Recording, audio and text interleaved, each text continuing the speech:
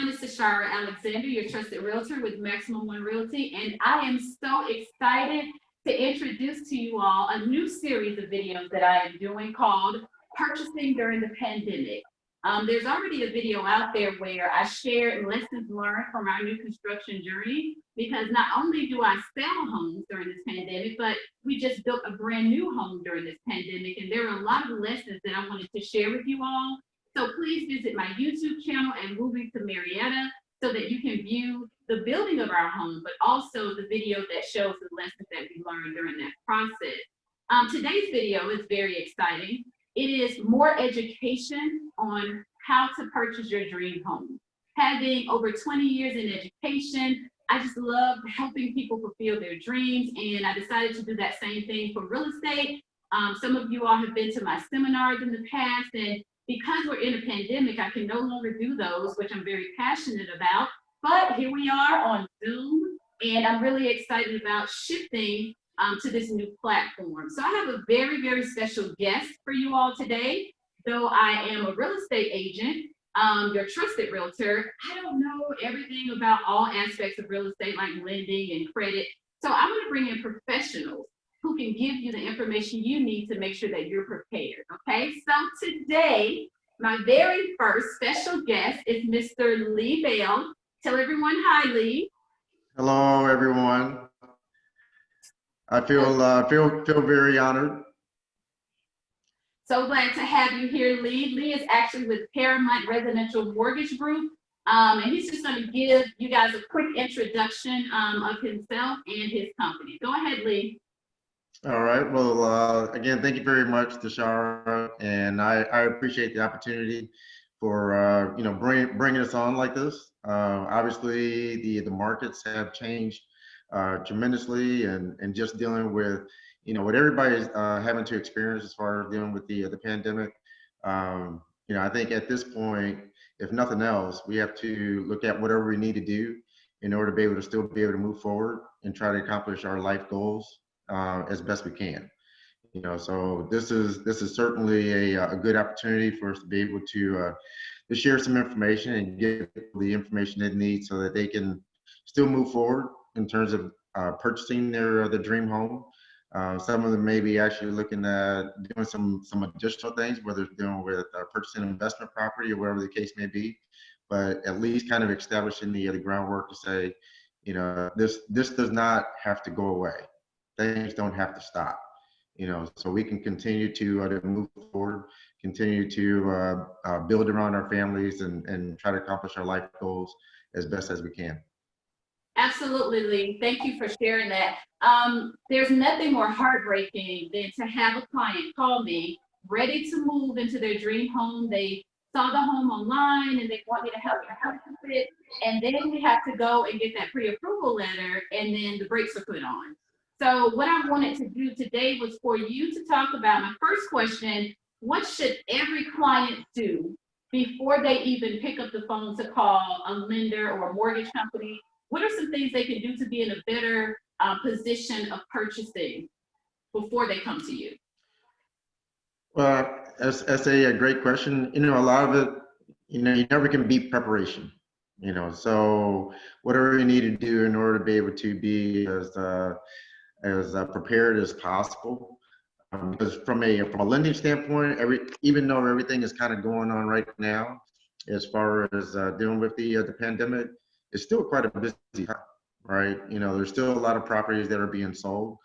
So the lending side, from our side of the standpoint, has been quite busy over the last probably 6 months. So I would recommend for anybody who's actually looking at purchasing a house, try to have as much information prepared as possible. And a lot of that's just going to be dealing with your income documentation.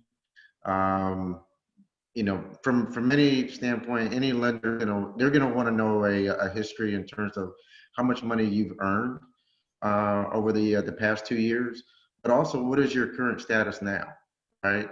Because a lot of people's job situations may have changed. So you want to be able to have like a recent pay stub.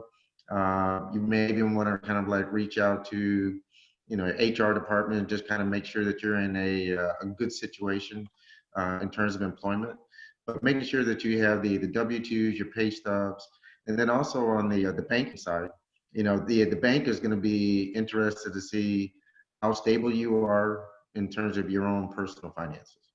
Okay. So they want to see how much assets that you actually have available. Because once you get into the house, the last thing we want you to experience is any type of drawback where it is that you're not able to make your monthly payment. A lot of you are probably renting right now. Obviously things can happen, life happens, but you want to be able to have that kind of a comfort, whether it's 3 months, maybe 6 months, kind of like set aside. So that way, once you get into the house, you're stable enough in order to be able to make the monthly payments. Because the last thing you want is a notice showing up in your mailbox saying that we're not going to be able to continue on with your mortgage. You're going to have to foreclose. Lastly, I would say that from a credit standpoint, which is probably one of the biggest things, is there's a lot of tools that are out there that you can take advantage of in order to be able to look at your own individual credit report. If you are doing that, whatever source that you're actually using in order to be able to track that, that's fine. But understand that a lender, in terms of looking at the overall credit or credit score, is treated differently when they're actually looking at purchasing a home. Okay, so you may have kind of an idea going in and saying, you know what, my credit score is the 620 or 640 credit score. That can be different in terms of what the lender themselves actually sees. So understand that. Don't feel as though the lender themselves are trying to slight you. It's just that the information that we see is treated differently on the mortgage side, and it could be a little bit higher or it could be a little less. So kind of work with the lender themselves, to try to navigate through that process as best as possible.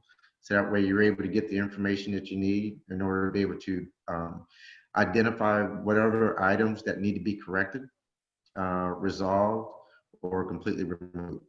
Okay, but certainly entrust the lender in terms of the advice that they're giving you in order to be able to make sure that you're on the right path in terms of your credit. Okay, good advice, Lee. Now, this is my third home. This is a third home that I have purchased, and lending has changed a lot over the time. So I remember where student loans, that wasn't a big deal. Okay, they used student loans and medical bills. They didn't even consider that. But now I'm noticing with my clients that a lot of lenders are looking at what people owe for student loans. So I want you to answer those questions about how student loans impact the lending process, and if you can tie in debt to income ratio to that question as well, like how that plays into them getting pre-approved. Okay.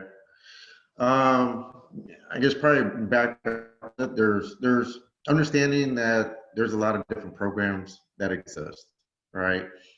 So you have, whether they're conventional loan programs, which are going to follow traditional Fannie Mae or Freddie Mac type profiles, the ones that actually set the guidelines that are relative to that. FHA, which is a government-sponsored program, has its own lending requirements along with VA. So I know a lot of times people come in and say, you know what, what's your interest rate? Well, we can't say because we don't know necessarily what it is that you're actually going to qualify for. But based on those, each one has their own what you classify as debt to income ratio requirements that you have to meet.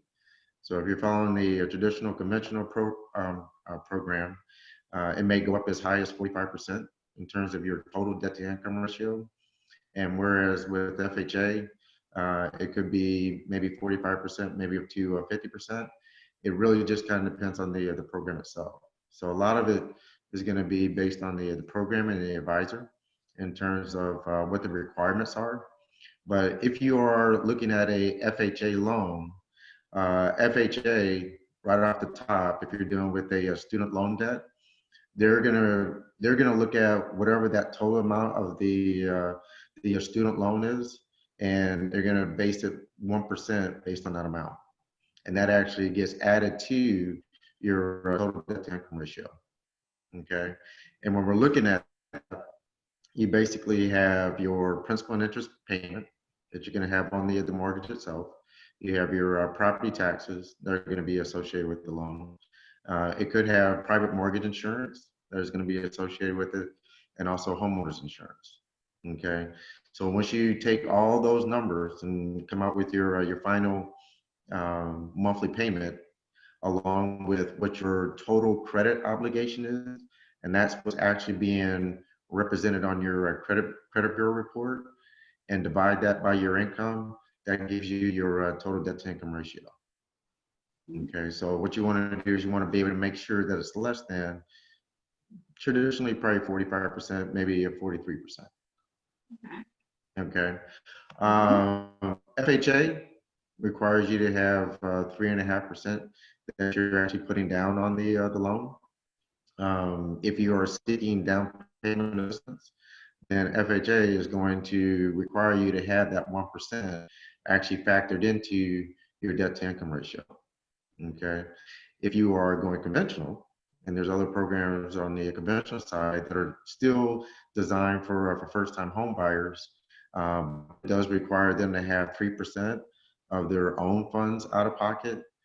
Then, when we're looking at the your total student debt, we can actually use what they call a income-based payment. And I know a lot of people have questions about that. And they're like, well, right now my student loans are in deferment.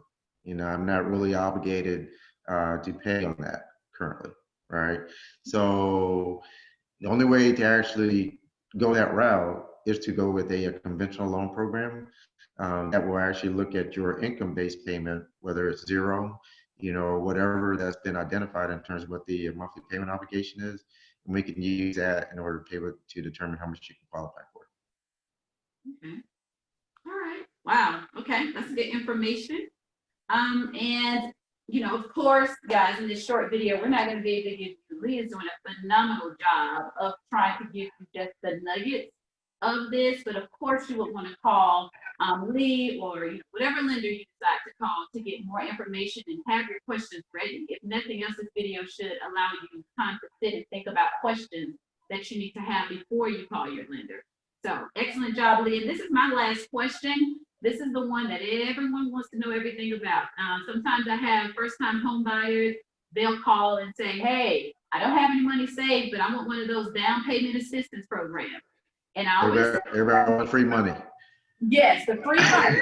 So free money and always go together. So yeah, so talk a little bit about how these programs are not just sitting on every corner, and they're not, a lot of people, the government's not waiting to just give free money for houses. There's some things out there, but kind of explain that to the people.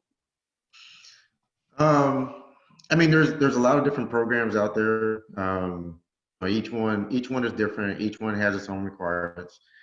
There's Invest Atlanta that exists, and they may be able to provide you up to 25,000. They're pretty much restricted to the Atlanta metro area. You have Georgia Dream, which is a statewide program, and they have their own requirements. They used to be, when you're talking about free money, once upon a time, you were able to get up to $15,000 that a person could actually use towards their the down payment. That money no longer exists. That money has gone away. So right now, they restricted it down to 5,000 for the state. And if you are a person that's whether military, teacher, medical, any of those classifications, or what they call disability type status, then you can get up to 7,500. And then you have other programs that deal with like WECAB, and this is primarily generic to Georgia area.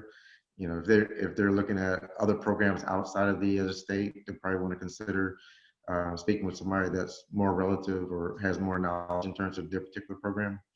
But I know for like WECAB, they'll do 3% or 4% or whatever the monthly down payment is, whatever the down payment requirement is. And Gwinnett Homestretch would do 7,500. So it depends on the program and the area that they're actually looking to buy. And also each one has its own credit requirements. So some will allow you to be able to go down to 620 credit score. Some of them require you to have at least a 640 credit score. So each one is different. Okay. And I think that's what people sometimes fail to understand. Those programs are not just something you're sure to get. There are other, strings attached to them. Requirements. Whatever. Which, guys, I'm going to leave you with this message. Make sure that when you are searching for a realtor, in which, of course, you should call me your trusted realtor, but if not, make sure, or if I'm not in your area, make sure that you interview your agent to make sure that they, one, are knowledgeable, two, somebody that you can trust, and someone who's going to tell you the truth to get you where you want to be. Because a lot of times people hook up with agents and lenders, and then they're not on the same page. So as you all can see, Lee is very, very knowledgeable. And we have known each other for a while and worked together. So I, of course, trust him. I have a team of trusted people that come with me when you call me. And so he's one of them. So Lee, I really, really appreciate you. I'm going to let you leave your contact information in case if anyone wants to call you for more information, leave it to them at this time. Okay. Again, Lee Bell, and if you actually look at me up, you can look on Facebook under the mortgage vet. You pick, let's see, my telephone number is 678-887-800, and email address is lbell@prmg.net. And you can look me up, like I say, mortgage vet, pretty much on Instagram, Twitter, and Facebook. Awesomely, thank you. And I'll also put his information down in the description box for you guys. So it is TesHarra Alexander, your trusted realtor with Maximum One Realty. If you have not gone to Moving to Marietta on YouTube, please do that right now and subscribe so you do not miss any more informational videos, because I am going to keep them coming until every heart has a home. I'm going to keep working and doing videos, guys. So have a great rest of the day. Bye. Thank you.